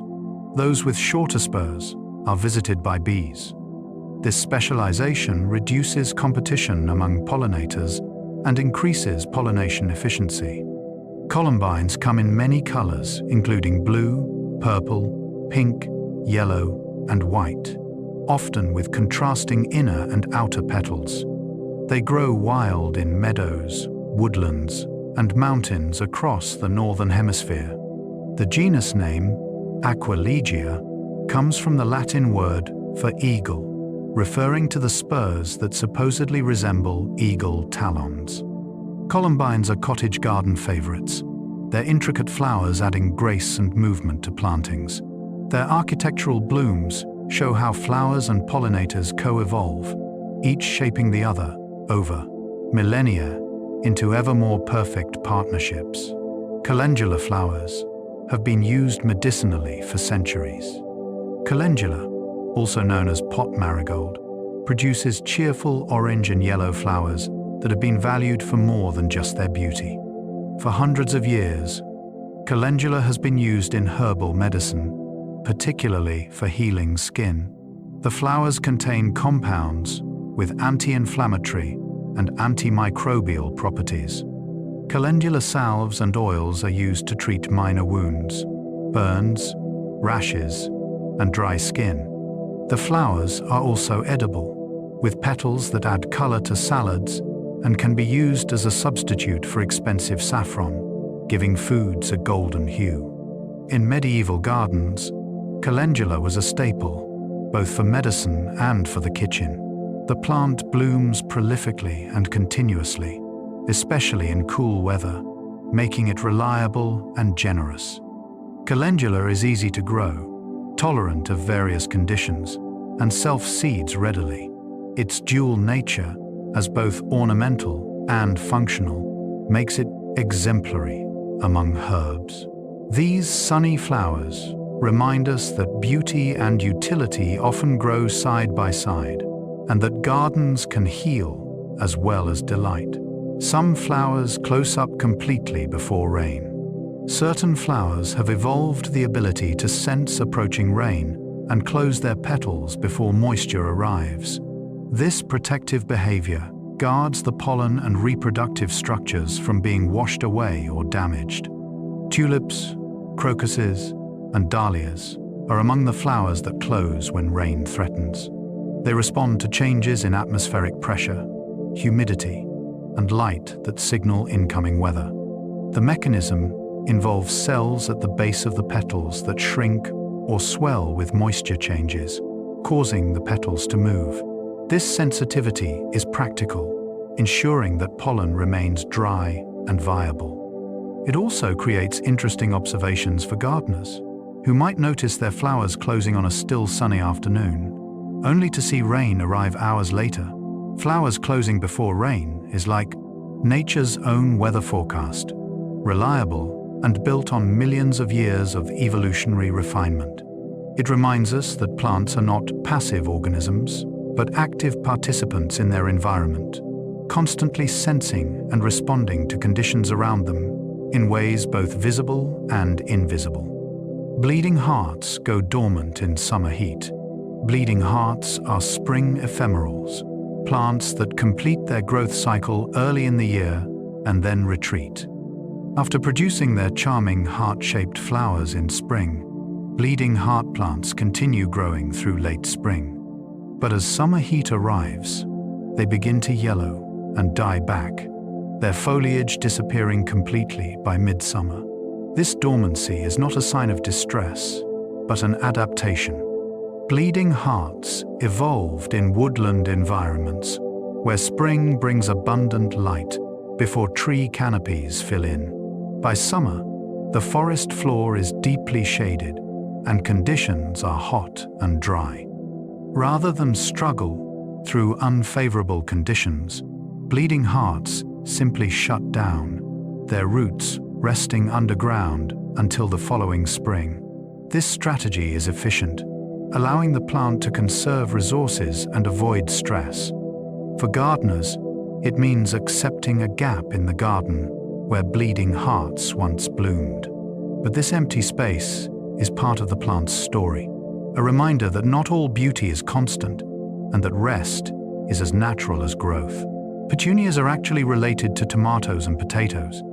Petunias, with their trumpet-shaped flowers and vibrant colors, are garden staples, hanging from baskets and filling beds with continuous blooms. What many people don't realize is that petunias belong to the same family as tomatoes, potatoes, and peppers, the Solanaceae, or nightshade family. This relationship is evident in the flowers, which share similar structures, and in the foliage, which has a slightly sticky, pungent quality when touched. Petunias are native to South America and were brought to Europe in the early 1800s. Since then, they have been bred extensively, resulting in thousands of varieties, with flowers ranging from tiny to huge, in every color except true blue, with patterns including stripes, stars, and picotees. Some petunias are fragrant, especially in the evening. They are remarkably adaptable, tolerating heat, drought, and poor soil, while blooming continuously until frost. The connection to edible nightshades is a botanical curiosity, reminding us that relationships in the plant world often surprise us, with ornamental beauties sharing lineage with kitchen staples. Lilacs bloom for only about 2 weeks, but are intensely memorable. Lilac season is brief but glorious.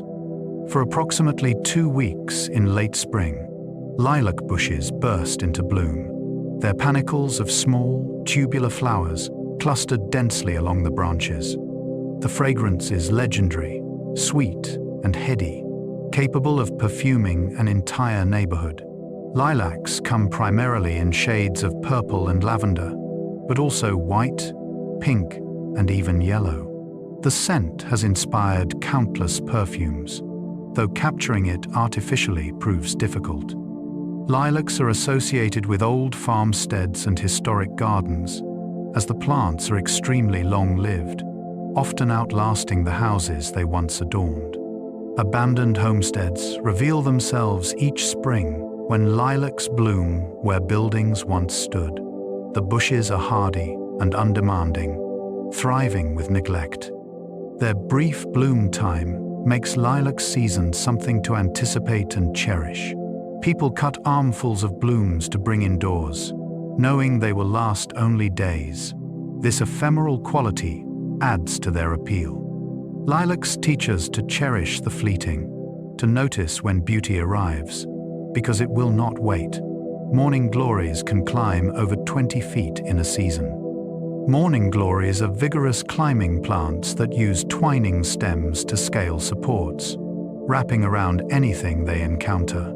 In a single growing season, a morning glory can climb 20 feet or more, producing hundreds of trumpet-shaped flowers along the way.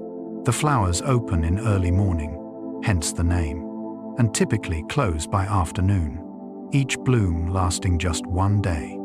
But the plant produces so many buds that new flowers appear daily throughout summer and fall. Morning glories come in shades of blue, purple, pink, white, and red, some with striped or bicolored patterns. They grow easily from seed and self-sow readily, sometimes becoming invasive in warm climates. The Japanese have cultivated morning glories for centuries, breeding varieties with enormous flowers and unusual forms, and they hold morning glory exhibitions where rare varieties are displayed. Morning glories represent rapid growth and renewal, their daily cycle of blooming and fading, a metaphor for the transient nature of beauty. To watch them climb and bloom is to witness nature's exuberance and persistence. Roses have existed for over 30 million years. Long before humans appeared, roses were blooming on Earth. Fossil evidence shows that roses existed at least 35 million years ago, making them one of the older flowering plant families. Wild roses grew across the northern hemisphere, adapting to various climates and evolving into numerous species. These ancient roses were simple, typically with 5 petals, unlike the complex, many-petaled roses we cultivate today. When humans began cultivating roses, they selected for larger, fuller blooms, more intense colors, and stronger fragrances. The history of rose cultivation spans thousands of years, and many cultures, each adding to the genetic diversity and variety we enjoy now. Despite all this breeding, wild roses still grow in hedgerows, forests, and roadsides. Their simple flowers are a reminder of what roses once were. To grow a modern rose is to participate in a cultivation project that stretches back through human history and deeper still into geological time. Roses connect us to both our ancestors and to the deep past of the plant kingdom itself. Delphinium blooms can tower over 6 feet tall. Delphiniums are among the most stately flowers in the garden, producing tall spikes, densely packed with spurred flowers in shades of blue, purple, pink, white, and occasionally red. The tallest varieties can reach 6 feet or more, creating vertical accents that dominate garden beds. Each individual flower is intricate, with sepals forming the main color and petals modified into a nectar-containing spur. The center often features a contrasting bee, a cluster of small petals that guide pollinators. Delphiniums prefer cool climates and struggle in heat, thriving in regions with mild summers. Their tall spikes often require staking to prevent wind damage. After the first bloom, cutting them back can encourage a second, smaller flush of flowers. In cottage gardens, delphiniums provide the height and structure that anchor mixed plantings. Their blue shades are particularly prized, as true blue is relatively rare among flowers. To stand in a garden, surrounded by towering delphiniums, is to feel enveloped by color, the tall spikes creating rooms and pathways through the garden space. Sweet peas were once more fragrant than they are today.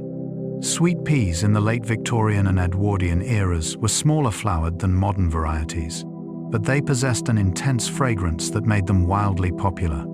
Breeders spent decades developing sweet peas with larger flowers, more colors, and longer stems for cutting. These improvements came at a cost. Many modern sweet peas have little to no scent, their fragrance sacrificed for size and appearance. Recognizing this loss, some breeders and seed companies now offer heirloom varieties, returning to the intensely fragrant sweet peas of the past. These old-fashioned types may have smaller flowers, but their scent is powerful and complex. The story of sweet peas illustrates a common pattern in plant breeding. Improvements in one trait often come with trade-offs. Gardeners today can choose based on their priorities: large, showy blooms for cutting, or smaller, intensely fragrant flowers for their perfume. The choice reflects what we value, and for many, the return of fragrance is worth any sacrifice in size. Sweet peas remind us that bigger is not always better, and that some losses deserve to be recovered. Sunflowers can help clean contaminated soil. Sunflowers are not just beautiful, they are environmental helpers. These plants are hyperaccumulators, meaning they can absorb heavy metals and toxins from soil and store them in their tissues. This process, called phytoremediation, has been used to clean up contaminated sites. After the Chernobyl nuclear disaster, sunflowers were planted to help remove radioactive cesium and strontium from the soil. Similarly, they have been used to absorb lead from contaminated urban soils and other pollutants from industrial sites. The plants draw up the contaminants through their roots and sequester them in stems and leaves. After growing, the plants are harvested and disposed of properly, taking the toxins with them. While sunflowers cannot completely clean heavily contaminated sites on their own, they provide a natural, low-cost method to reduce pollution levels. This hidden talent adds another dimension to these already impressive flowers. They provide seeds for birds and humans, track the sun, brighten gardens, and quietly work to heal damaged earth. Dahlias were a food source before becoming ornamental. Before dahlias were prized for their spectacular flowers, they were cultivated as a food crop. The Aztecs grew dahlias in Mexico, eating the tubers, which are edible, though not particularly flavorful. Spanish conquistadors brought dahlias back to Europe in the late 1700s, hoping to establish them as a food crop there as well. However, European palates were not impressed with dahlia tubers. What did impress Europeans were the flowers. Gardeners and botanists began breeding dahlias for their blooms, and the flowers quickly became horticultural sensations. The focus shifted entirely from food to ornament. Today, dahlias are grown almost exclusively for their beauty, with thousands of varieties showcasing the incredible diversity achieved through selective breeding. The tubers are still technically edible, and a few adventurous cooks occasionally experiment with them, but they remain mainly a curiosity. Dahlias illustrate how a plant's purpose can transform completely, how what was once sustenance became pure aesthetic pleasure, valued not for what it provides the stomach, but for what it offers the eye and spirit. Violets spread by shooting their seeds. Violets have a clever method of seed dispersal. After flowering and producing seed pods, violets develop tension within the pod walls. As the pods dry, this tension increases until the pod suddenly splits, shooting seeds several feet away from the parent plant. This explosive dehiscence happens with enough force to scatter seeds across a garden, allowing violets to colonize new areas. Additionally, many violets produce two types of flowers: the showy, colorful ones we notice and appreciate, and small, closed flowers called cleistogamous flowers that never open but self-pollinate and produce abundant seeds.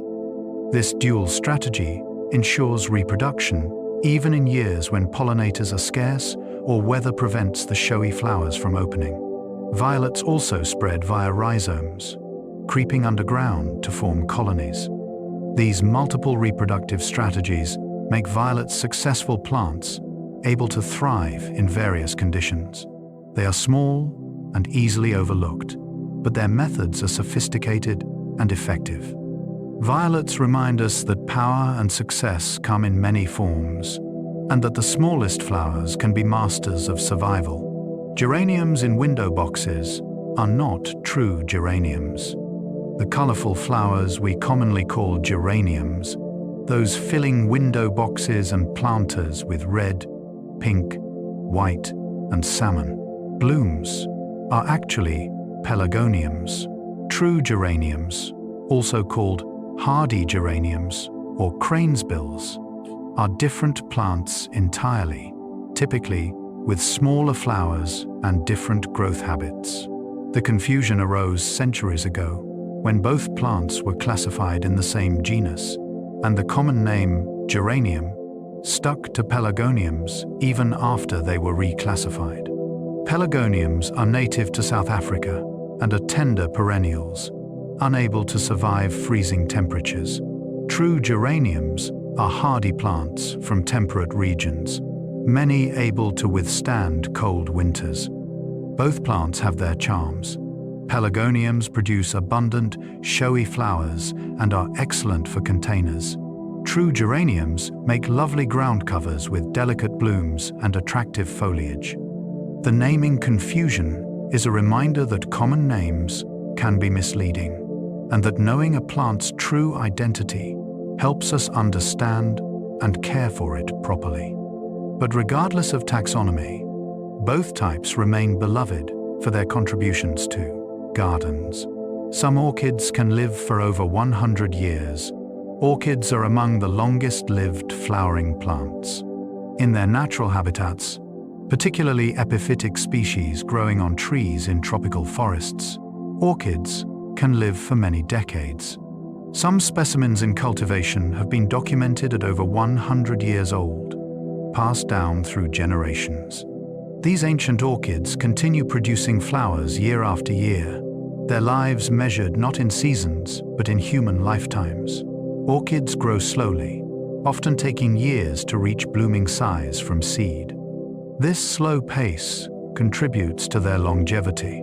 They are patient plants, adapted to stable environments where conditions change slowly. In cultivation, orchids have been kept alive and blooming for a century or more. Maintained in greenhouses and collections, their care documented across decades. These long-lived orchids become living heirlooms, connecting orchid enthusiasts across time. They remind us that some plants outlast us, that the flowers we tend today might still be blooming long after we are gone, cared for by hands we will never know. In a future we can only imagine, tulips continue growing after being cut. Unlike most cut flowers, tulips do not stop growing when placed in a vase. They continue to elongate, sometimes gaining several inches in height over the days they remain fresh. Their stems also bend and curve toward light sources, creating graceful arcs. This movement can transform the appearance of an arrangement, with tulips shifting position and leaning in new directions. The continued growth happens because tulips respond to light and gravity even after cutting, their cells still active and capable of expansion. Florists and arrangers either embrace this movement, allowing arrangements to evolve, or take steps to minimize it by using flower food and cold water. The bending stems give tulip arrangements a soft, natural quality, as though the flowers are still alive and reaching. In a sense, they are. Tulips in vases are not preserved specimens, but living plants continuing their biological processes as long as possible. Watching tulips move and grow in a vase is a meditation on life's persistence, the way living things continue their patterns, even when severed from their roots. Carnations are one of the oldest cultivated flowers. Carnations have been grown by humans for over 2,000 years. Ancient Greeks and Romans cultivated them, using the flowers in garlands and for their spicy, clove-like fragrance. The name carnation may derive from coronation or coronae, flower garlands, or possibly from the Latin carnis, flesh, referring to the original pink color. Over centuries, carnations have been bred into an enormous range of colors, forms, and sizes, from standard single-stemmed carnations to spray types with multiple smaller blooms. Carnations are incredibly long-lasting. As cut flowers, often remaining fresh for 2 to 3 weeks, making them economical, practical. Despite their popularity, carnations sometimes suffer from being seen as common or less sophisticated than other flowers. This reputation is undeserved. Carnations are beautiful, fragrant, and meaningful across many cultures. In some countries, they carry political or symbolic significance. Their long history of cultivation connects us to ancient flower lovers, to the Greeks weaving garlands and the Romans scattering petals.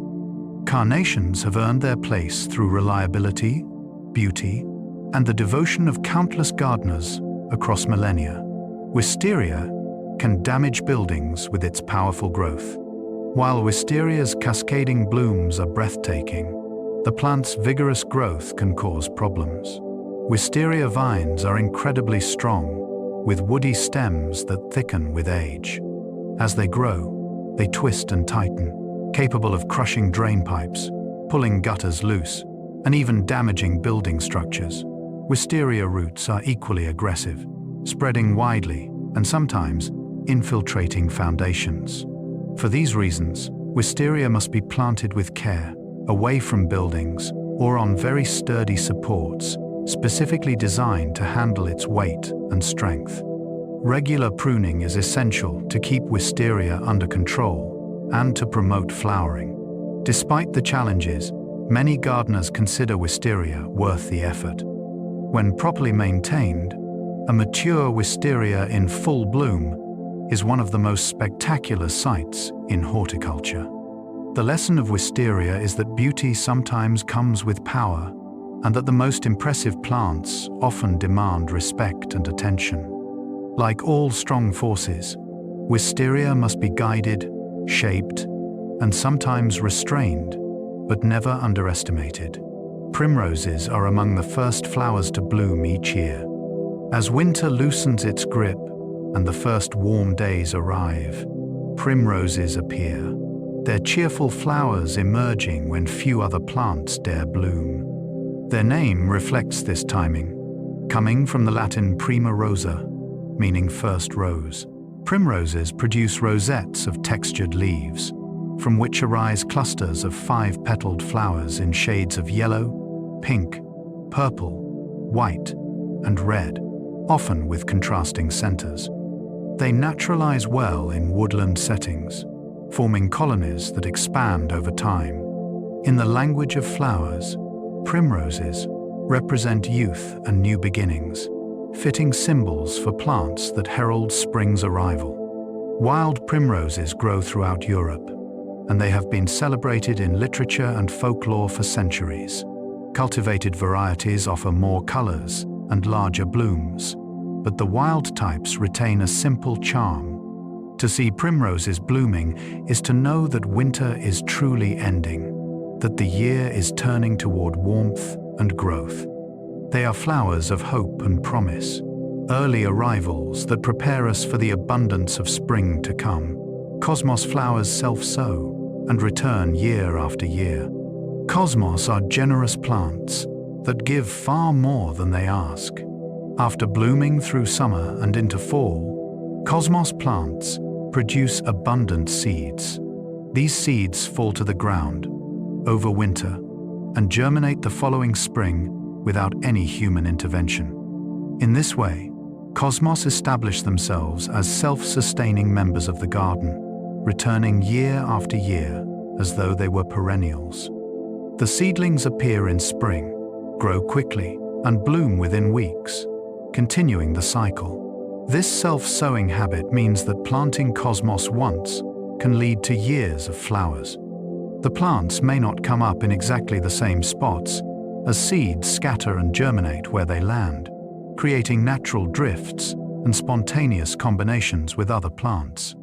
Gardeners can weed out Cosmos seedlings that appear where they are not wanted, or simply enjoy the surprise of where they choose to grow. Cosmos remind us that gardens can be partnerships, where plants contribute their own ideas and energies, and where allowing some spontaneity creates beauty we could not have planned ourselves. And so, dear listener, our journey through the world of flowers comes to a gentle close. From the ancient magnolias that bloomed when dinosaurs walked the earth, to the delicate forget-me-nots carrying messages of remembrance.